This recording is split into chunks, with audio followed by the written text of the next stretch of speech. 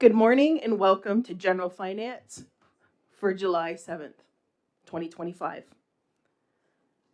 Let's go to the agenda. Number one, attendance roll call. Amos is off with an appointment. Go ahead. Councillor Carrie Bomberry.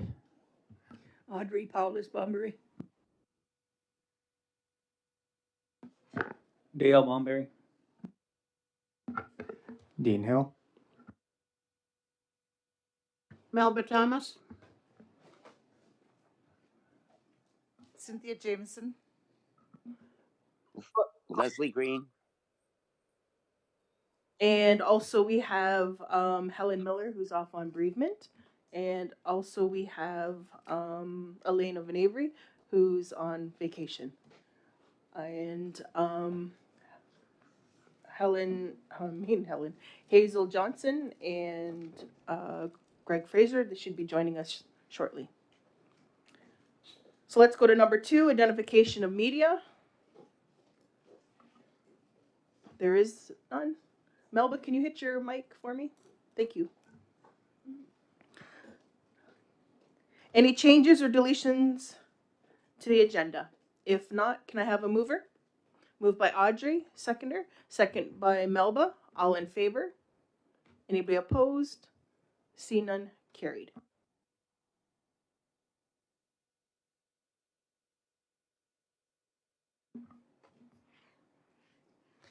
Let's go to number four, adoption of the general finance minutes for June 16th,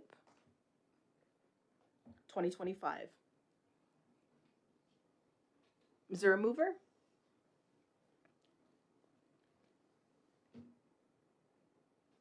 Moved by Cynthia, second by Carrie. All in favor? Be opposed? See none, carried. Number five, delegations or presentations. There's none today. Let's go to number six, senior relief fund policy. Is she here? Okay. All right. So Alyssa Smith will be coming in to talk about the senior relief fund policy. We're just going to wait for her to come in.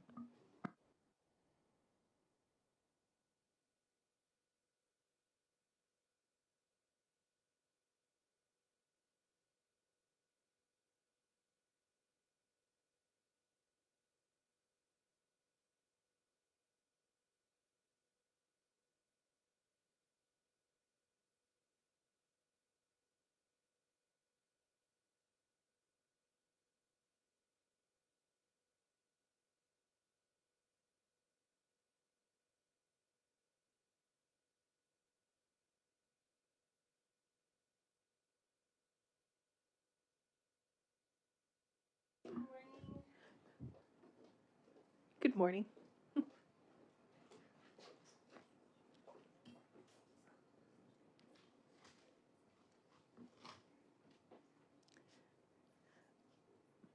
So if you just can have your name and the department and your position, and then you can get started.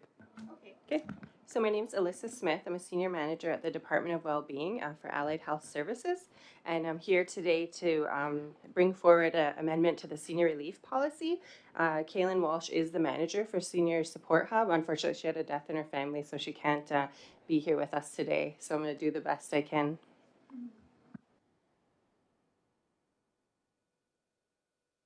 So do you want to go over it? Yes. Yeah. Are you able to share? Was anyone able to review the new senior relief policy?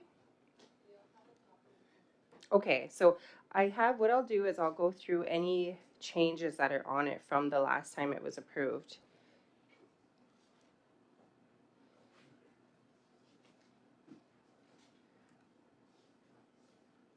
Once my computer starts to work here. So the copy that you all have, is it the highlighted in blue? Okay, it is. So I won't worry about this loading. Here we go. So any of the actual changes from the last time that it was approved are highlighted in blue on your copy.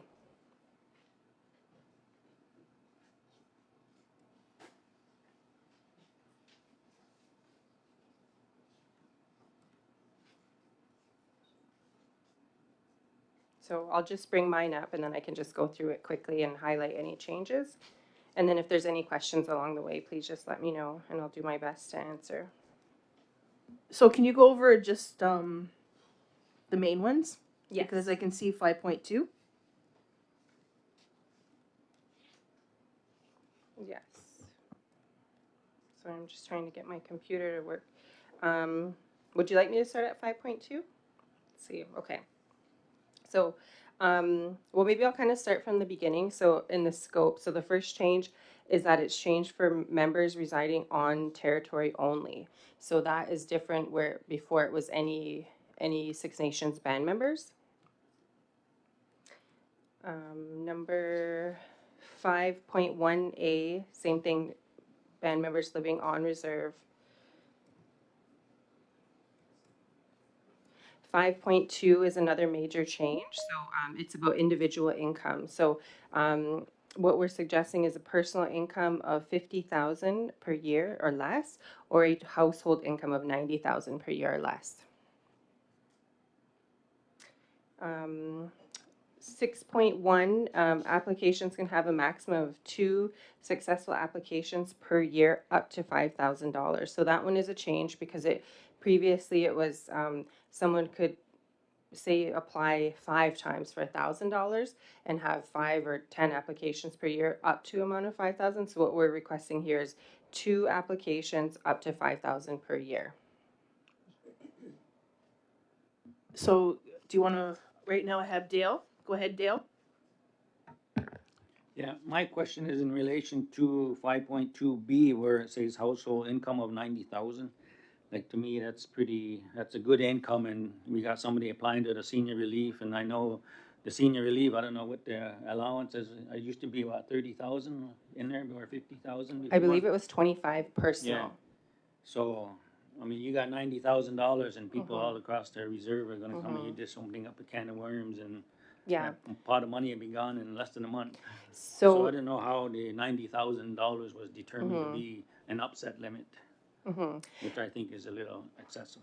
I agree. I think we thought a lot about this. We had a lot of different consulted a lot of different roles, and so with the 50,000, we came up with that in before. Previously, it was a 25,000 per individual. So with inflation and with people working and still struggling, so the 90,000 household, that would be say between 2, but it also could be between more people, or say it could be possibly like one individual raising like multiple grandchildren, or having like a, a I'm trying to think the word child a child and then grandchildren living in the home.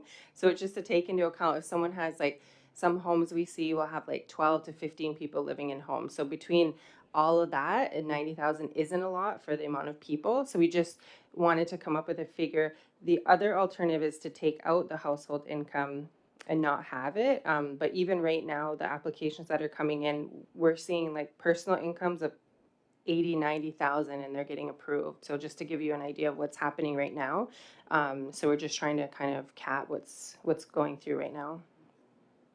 Audrey. Is there a limit on the number of years a person can apply for this? Like, is it every year they can do 2 from here on in? Or do they take a break and let somebody else who has never applied? So every year they can apply, and each person who applies can receive up to $5,000 per year. So above the age of 55, so every single year. So we do see people applying every year, year after year, for your lifetime, basically. Follow up. Is there anybody who's left out because of that? Not to my knowledge. For right now, from what I'm understanding, is that once the cap is reached, we approach council again and get it re-upped for the amount. Is that what you call it?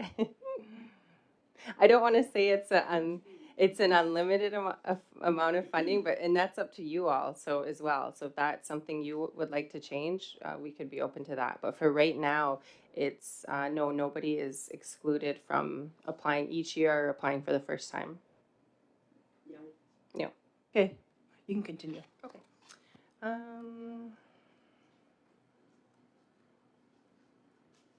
So one change under, let's see, 6E. Is one-time medication treatment services that are necessary to ensuring essential health and well-being for medical equipment. So that would be things that aren't covered under NIHB or another funding source. Um, I'm thinking of an example, possibly like a electric wheelchair, for example, isn't covered under NIHB, and that would be like a one-time medication, or sorry, it wouldn't be a one-time medication or treatment. Sometimes people have to get injections, or there's different issues with the eye surgeries, things of that nature. I believe there was a question. Cynthia? In your introduction, I believe you said you noted some of the changes. So in this one, it previously was for our membership, but on this one, it's limited to on reserve. Yes. Could you explain how that came about? So it's a proposed change, and again, it's about, I think previously before this funding switched over to the Department of Wellbeing, it was previously more in alignment with the Transitional Support Fund at Ontario Works. So, and that fund was on reserve only. So once it switched, it was off reserve. So some of the thinking behind that would be, for example, if a band member who lives off the reserve, say in Hagersville, for example, applies for central air. So because an off-reserve home can develop equity and then be resold. An on-reserve home doesn't necessarily have those same perks. So we just made that change with some of those issues, thinking about some of those issues, even for a wheelchair ramp, for example. Okay, go ahead.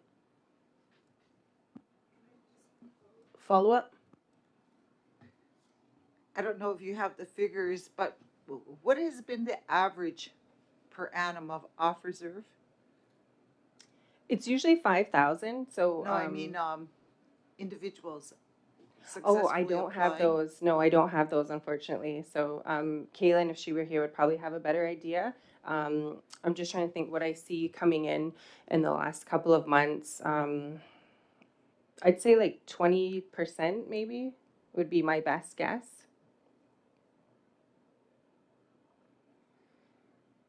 Okay. 6.5. So we're asking for proof that the item that the person is requesting is not covered under a program such as non-insured health benefits or the assistive devices program, and that reoccurring payments will not be covered under this policy. That would be, for example, if someone's doing a reoccurring physiotherapy visits. So ineligible costs, this is a new category that we added just due to some of the different applications that we saw coming in. So they are paying off debts, loans, or credit cards. And again, that's just because you can't, verify exactly what the purchase was on a credit card. Reoccurring payments such as medication, services, treatment, again, physiotherapy might be an example. Vehicle repairs. So this is one that we've seen some applications come in for vehicle repairs, and we haven't necessarily don't have the capacity to verify that the person is the owner of the vehicle. Any cost that does not affect the applicant's health, well-being, or safety.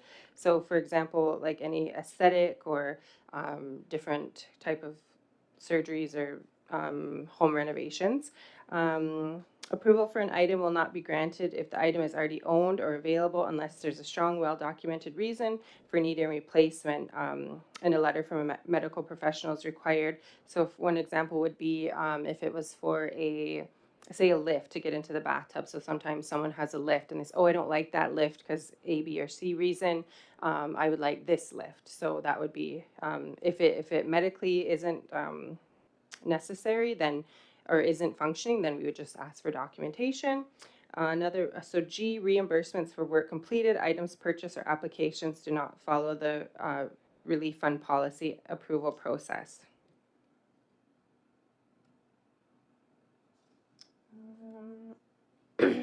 8.3, so we're asking for 2 estimates to be included in an application from a licensed and trained professional in the case of minor repairs to residences and major appliances. So for example, a refrigerator, washer, dryer, for two estimates. 9.3A. If the applicant's situation is an emergency and the vendor requires payment immediately after work is completed, the application must still be approved before proceeding with work and requesting a reimbursement. So for example, in this heat, people's central air goes out, it needs to be fixed immediately. So we're just saying that it has to be approved, or we have to receive an application before we would be able to reimburse in that scenario. Another good example would be a hot water tank, furnace. 12.1B, an approval letter will be mailed out to the approval or denial letter will be mailed out to the applicant. So this was just new, it was happening, but it wasn't in the actual senior relief policy.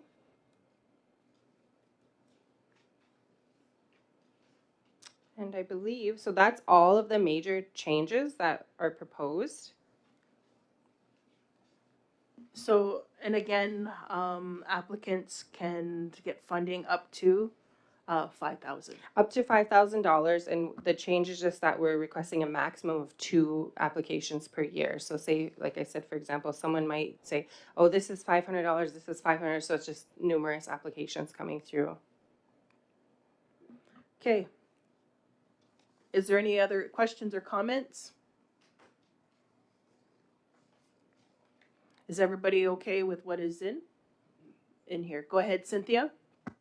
Yeah, I don't know where we left, the one you commented on, Dale. The, household income, did you say 90,000? Yeah, we had 50 individual and 90 for household. And then when, Dale questioned it, Mhm. it seemed high, Mhm. but you explained, in some households there's up to 12 people. And I don't know where we left that. Mhm. I wonder if we couldn't have a sliding scale applied.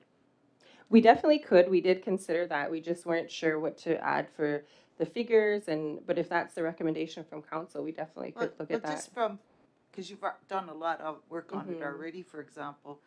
So I'm just throwing this out there. But, Mhm. so the maximum, like with 2 incomes, would be 90,000. Mhm. Where there are, the maximum would be that, for example, where there are, I don't know, I'm just throwing out, you could change those, but 4 or 3 Mhm.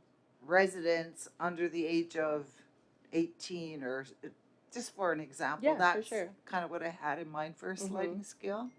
Yeah, we could And definitely that do might that. address your concern there, Counselor. Yeah, and 90,000 a year, like obviously between 2 people is 45,000 income, which it does sound like a lot, but really with the cost of living right now, it's not a lot to keep a household running, groceries, anything like that. So it's when you really look at like the spending, and if 2 individuals are making that income and kind of living paycheck to paycheck, which is happening right now, and something happens to your roof and it's $5,000, it does put, especially for seniors, it does put them at a risk of then putting it on Visa or loaning the money. It will put people behind, and have to make sacrifices. Follow up, Cynthia.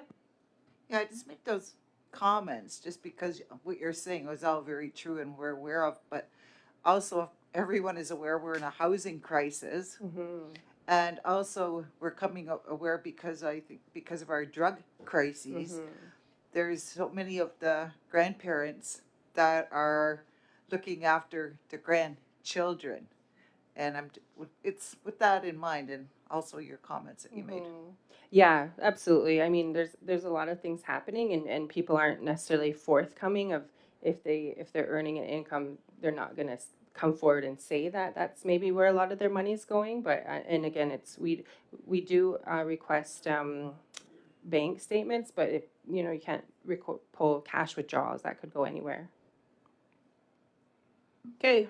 So, is there a mover to this? Go ahead, Melba. Moved by Melba. Is there a seconder? Second by Audrey.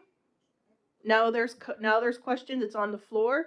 Now there's questions. Go ahead, I Cynthia. wonder if we might have those revisions made and then bring it back. Or I don't, or if you want to approve it with the understanding that you'll make their revisions to include a sliding scale, that might work as well. Yeah, we Such could. as we discussed. Yeah, if you have a recommended amount, if it is approved, we can absolutely make those changes. Well, the amount that you put the work into it and Mhm. come up with the figure, I'm just suggesting the maximum would be for a two-income elder family. The 90 you said, that would be the maximum. Then it's a sliding scale based on the number of residents in the home So you're under the suggesting age if of 18 okay. or whatever it is. 'Cause So you if said, there's more than the two people, then it would go higher? no, Okay. that's the max. Okay. So if I'm me and grandpa, we have a combined income of 90,000, we wouldn't get that unless we had, and I don't know what the figures are. That's why I'm thinking it might be good to work on it. Unless we've got like two grandchildren or a niece and nephew or whoever that we're looking after. And then it would be, those people would get the higher amount. And then the people who don't have those folks to take care of, they would get a lesser amount. It's just, it would allow you and your team to work on it and come up with something. Dale? Yeah. I know when they started the senior relief, it was for people who had a need. And it's at 55, and then if you're saying you got all these individuals living in there with all their income and they're not older than 55, so it kind of defeats the purpose. I mean, the whole idea of this program when it first started was to help people in need who had low income and needed these emergencies. So, I mean, if you're assessing a home now at $90,000, you think they would be able to afford those repairs based on that? So, I mean, I can't support being a $90,000 upset with the income, combined income, if you got all these individuals, because it was for seniors in relief. And those were in need who had it because of their income, because of their senior, whatever pension they may be on or social benefits, then that's what it was for, because it was an emergency need and something they needed to do. So, I mean, it's $90,000 more income than I got coming into my house. Do you have follow up? Yeah, I think I said, and we call them dependents, I guess, under the age of 18, not adults. But I think what Alyssa was giving the example, there was maybe 4 adults, was there? Or maybe 3 adults that the income would be 90. Is that what you were talking about before? Yeah, so it would be a household. So we could add something in if two adults, a household of 70,000, for example. Like it previously, I believe it was 25, and I want to say the household income was 40,000, which is incredibly low. So we could add something in between of 70,000 for a two-person, two-adult income.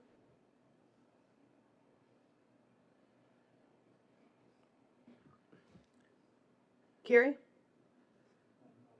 No. Go ahead, Leslie. Hi, Alyssa. Thank you for presenting this morning. I'm. I agree with you on the 90,000 because of our housing shortage here at Six Nations. I know a lot of our families are living together. A lot are staying with mom and dad or staying with mom, and they're not necessarily paying rent towards anything except to raise their families. With all that's going on, just it is true. The financial is a very hard bite in our community right now. Thank you for presenting. Yeah. And then just to be clear, so for the if a senior is applying, the house would have to be in that individual's name. So it would have to be, or say if it's a husband and wife, it would have to be in those individual names. So, for example, if someone applied and they co-own their home with a child who is not over the age of 55, then they wouldn't be eligible to apply due to the restrictions. So just one more thing to throw in the mix.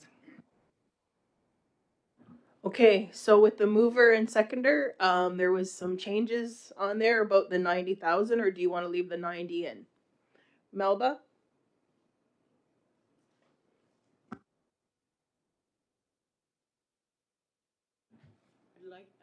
I'd like to leave the 90 in. Can you bring your mic over so they can hear you? Yeah, I'd Thank you. like to see 90 left in. I think it's very important, and Alyssa has explained, and it's not very much money nowadays because of the increase in food and the inflation, so I'd like it to stay. Thanks. Seconder, Audrey? I'm okay with moving it and giving Alyssa and her group a little bit more time to think about it. 90,000 does look like it's a little bit on the high side. So we have a mover who wants to move it. She wants to move this, so you don't want to move it with there? No, I do Okay, so is there a seconder? We have one mover. Is there a seconder with the 90,000 in? In it. Dean? Okay. Question? Go ahead, Greg. Yeah, thanks, Alyssa. So beyond the 50,000, you're going to be always considering special circumstances, and you're going to be putting, like you said, you're going to be putting conditions on that, right? Yes, we always make room for special circumstances, even with the reimbursement issue. Like we say no reimbursement, but when a person comes forward and can demonstrate that, say their air conditioning broke on the hottest day and they did pay and it's causing a financial strain, we do look at every case as a special circumstance when it's needed. Great, thank you.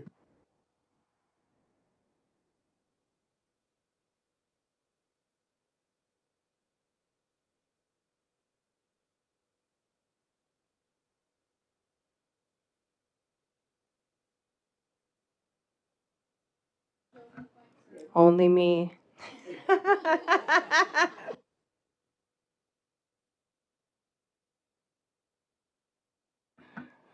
The chief would like me to let you know her mic is not working. No one's mic is working.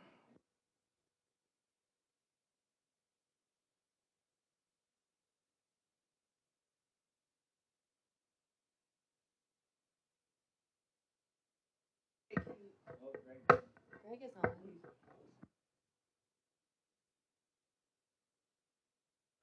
Mine's working. It's red.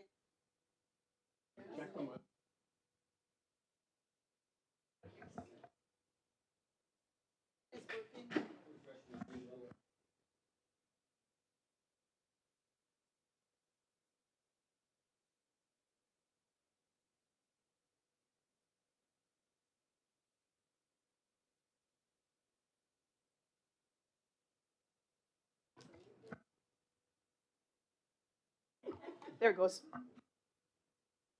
Hello? Can you hear me? Okay. Yes. Yep. So if you can check the back and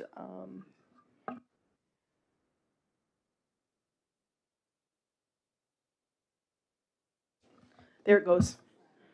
Try now. Working now? Okay. Mine is. All right. Nobody over there. Sorry about that. Little technical difficulties. Okay, so with that, let me go back to this one. So we have a mover, moved by Melba, now second by Dean. With no changes, just to leave it the way it is. Is that correct, Melba? Yes. Is that correct, Dean? Okay, all in favor?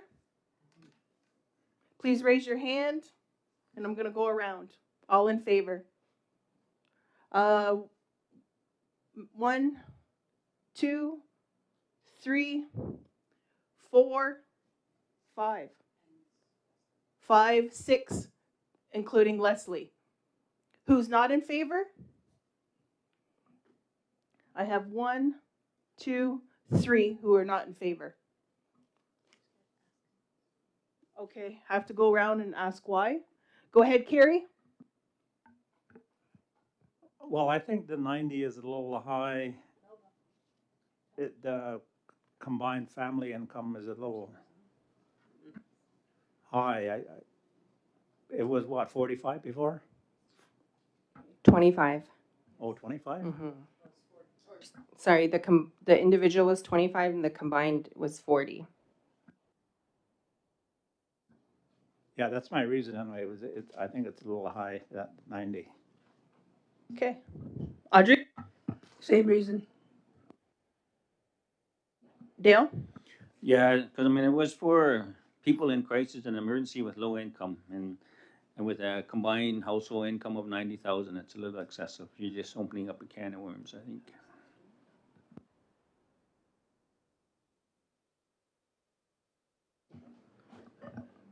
Okay. Thank you for that, and it carried. Now, Wait. everyone. So we have to have, well,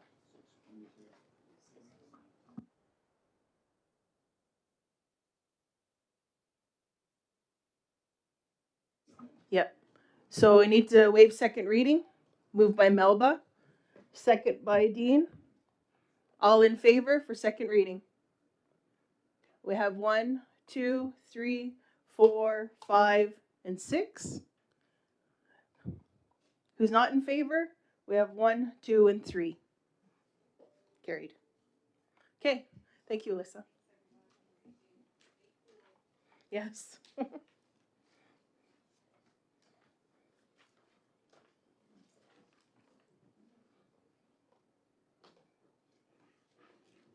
Okay, so let's go to number 7. Is Comprehensive Funding Agreement Amendment number 171. Go ahead, Jennifer. Good morning, Chief and Council. Just give me 1 second, sorry. Okay, so recommendation 7.1 states, whereas Six Nations of the Grand River Elected Council has entered into a 5-year comprehensive funding agreement with Indigenous Services Canada, and whereas comprehensive funding agreement number 171 has been received for council approval and signatures, therefore be it resolved that Six Nations of the Grand River 59th Elected Council approve and sign the following comprehensive funding agreement amendment number 171 for fiscal year 2025-26 between His Majesty the King and Right of Canada, as represented by the Minister of Indigenous Services, and the Six Nations of the Grand River. The amendment includes additional funding for the following department programs or project: home and long-term care, assisted living, institutional care, in the amount of $201,400.